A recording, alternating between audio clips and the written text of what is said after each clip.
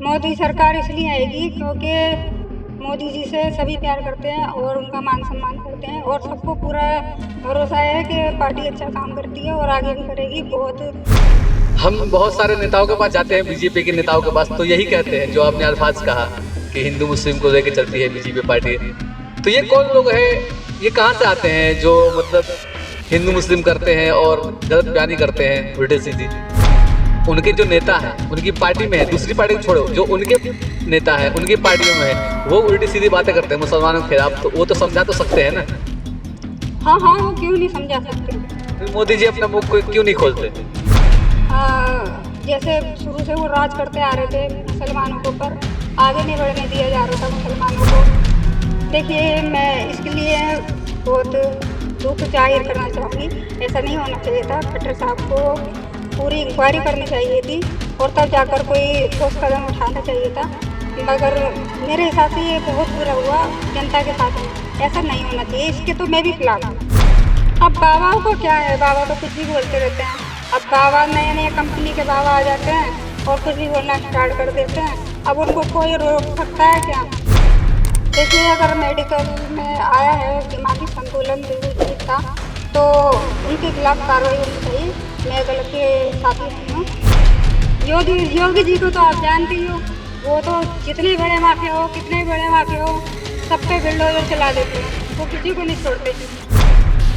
ये सिर्फ मुसलमानों पे ही क्यों होती है इस तरह से? तो उनकी पार्टी में बहुत सारे नेता हैं जो दबंगई में है, उनके हिस्ट्री जो है वो सही नहीं है, तो उनके ऊपर क्यों नहीं फिर बुलडोजर चलता है?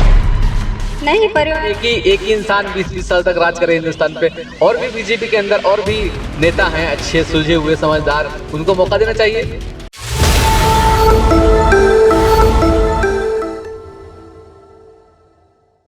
आदाब, नमस्कार, सत श्री अकाल। मैं इम्तियाज रोहतासी और आप देख रहे हैं मेरा चैनल इंडिया बोले हल्ला बोल। तो इस वक्त हमारे साथ बैठी है बीजेपी की कार्यकर्ता गुलशन सैफी। इनसे हम बात करेंगे कि आने वाला जो चुनाव है 2024 का लोकसभा का, उसमें कौन जीतेगा और कौन हारेगा। तो चलिए चलते हैं, मिलते हैं गुलशन सैफी से। तो जी गुलशन जी, आपको पता होगा कि हिंदुस्तान की जो पार्टियां हैं वो दो हिस्सों में बट चुकी हैं, एक एनडीए में और दूसरी इंडिया। इंडिया जो पार्टी है वो मोदी साहब की है, और इंडिया पार्टी जो बनी है उसमें बहुत सारी अदर पार्टियां हैं, जैसे केजरीवाल साहब की पार्टी और राहुल गांधी की पार्टी, अखिलेश यादव की पार्टी, और बहुत सारी 26 पार्टियां हैं इसके अंदर। तो दोनों पार्टियां जोरों शोर पे अपनी अपनी तैयारी कर रही हैं। तो आपको क्या लगता है कि कौन आ सकता है 2024 के चुनाव में? जब 2024 का चुनाव होगा उसमें किसकी जीत हो सकती है? देखिए, जीत तो बीजेपी पार्टी की होगी, मोदी जी की होगी, ये बात तो पक्की है, क्योंकि जनता ने उन्हें इन सभी पार्टियों को पहले भी नकारा था और इस बार भी नकारेगी। लेकिन इस बार तो जो इंडिया पार्टी है वो तो ये कह रही कि मोदी सरकार ने यानी एनडीए सरकार ने कुछ काम करा नहीं अच्छा, तो इस साल जनता उन्हें उखाड़ फेंकेगी। अब कहना को तो कुछ भी कह सकते हैं। अब हम भी कुछ भी कह सकते हैं।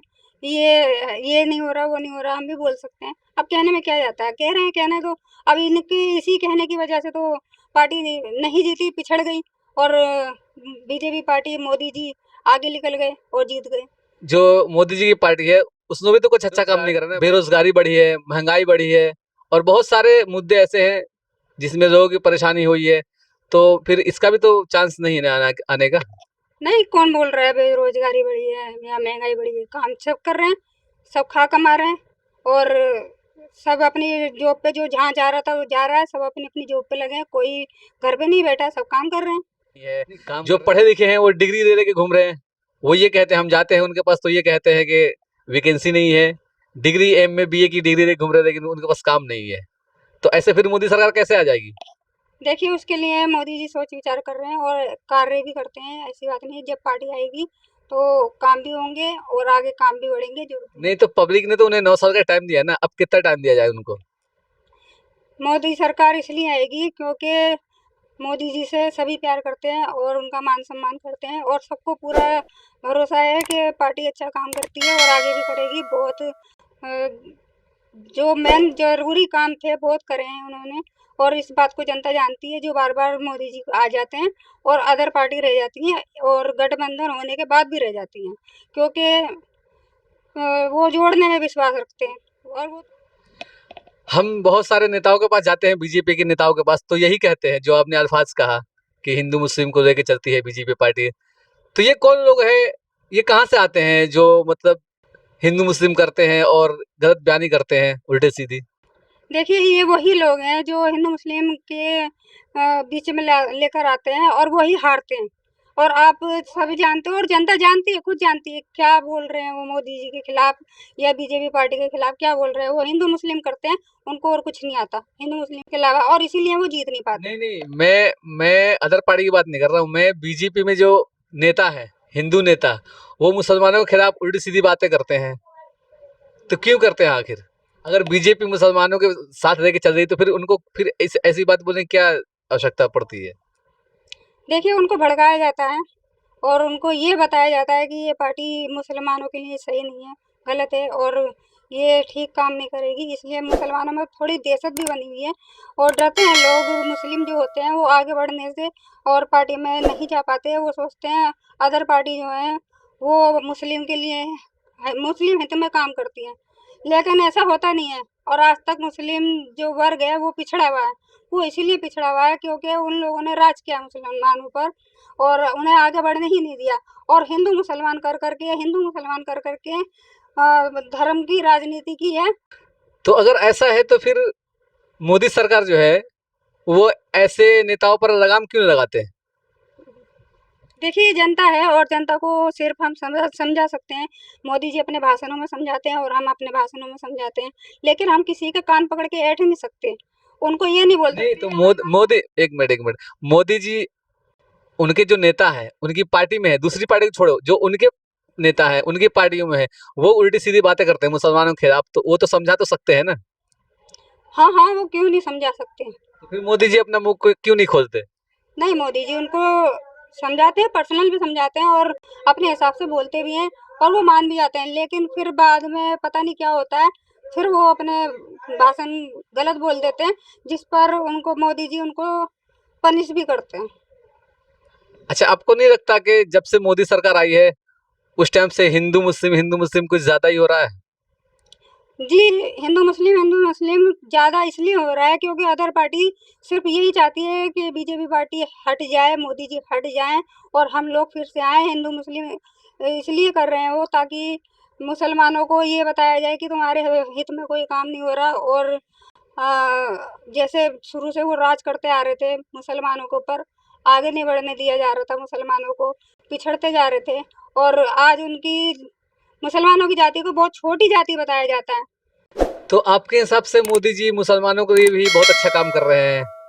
तो फिर एक बात बताइए, जो मेवात के अंदर दंगा हुआ था अभी, उसमें एक तरफा मुसलमानों के घरों पर, दुकानों पर बुलडोजर चल गया था, ये कोई सही थोड़ी था? इसमें क्या क्या कहना चाहेंगे आप?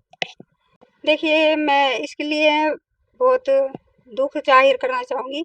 ऐसा नहीं होना चाहिए था। खट्टर साहब को पूरी इंक्वायरी करनी चाहिए थी और तब जाकर कोई ठोस कदम उठाना चाहिए था। मगर मेरे हिसाब से ये बहुत बुरा हुआ जनता के साथ में। ऐसा नहीं होना चाहिए, इसके तो मैं भी खिलाफ़ हूँ। तो मानती हैं कि ये खट्टर सरकार ने गलत करा है, ये ऐसा नहीं करना चाहिए था? पहले पूरी इंक्वायरी होती, उसके बाद जो करना चाहिए था वो करना चाहिए था, कार्रवाई। जो दोषी होता उसके ऊपर कार्रवाई होती। इसमें अच्छा, एक सवाल और बताइए, अभी एक बहुत वीडियो वायरल हो रही है सोशल मीडिया पर। एक बाबा हैं, वो ये कह रहे हैं कि मोदी जी को चाहिए कि चाँद को भी हिंदू राष्ट्र घोषित कर दें। अब बाबाओं को क्या है, बाबा तो कुछ भी बोलते रहते हैं। अब बाबा नए-नए कंपनी के बाबा आ जाते हैं और कुछ भी बोलना स्टार्ट कर देते हैं। अब उनको कोई रोक सकता है क्या? अब इसमें तो हम नहीं बोल सकते। अब जनता है, कुछ भी बोलती है, मोदी जी ये करो, वो करो। अब मोदी जी वही करेंगे ना जो ज़रूरी है। तो तो गुलशन जी, आपको पता होगा कि अभी कुछ दिन पहले ट्रेन के अंदर एक वारदात हुआ था, जिसमें एक कांस्टेबल ने 3 मुसलमानों को गोली से मार दिया था, दाढ़ी देख-देख कर, और वो भी एक जगह नहीं थे। वो तीनों मुसलमान अलग-अलग बोगी में थे। तो उनको उनको ढूँढ-ढूँढ के मारा, और एक जो उनका सीनियर ऑफिसर था उसको भी मार दिया था। तो इस बारे में आप क्या बोलेंगी? देखिए, अगर मेडिकल में आया है दिमागी संतुलन बिल्कुल ठीक था, तो उनके खिलाफ कार्रवाई होनी चाहिए। मैं गलत के साथी नहीं हूँ। अगर जो उन्होंने ये एक मर्डर किया है, और ऐसे तो कोई कभी भी वो किसी के साथ कुछ भी कर सकते हैं, अगर जो सजा नहीं हुई तो उनको सजा होनी चाहिए। तो गुलशन जी, आपके हिसाब से मोदी जी ने बहुत अच्छा काम करा हिंदुस्तान के लिए, हिंदुस्तान की बहुत तरक्की करी है और वर्ल्ड में मोदी जी का और हिंदुस्तान का नाम हो रहा है। तो कौन कौन से वो काम है जिसकी वजह से पूरी दुनिया में मोदी जी का डंका बज रहा? कुछ काम बताइए हमें।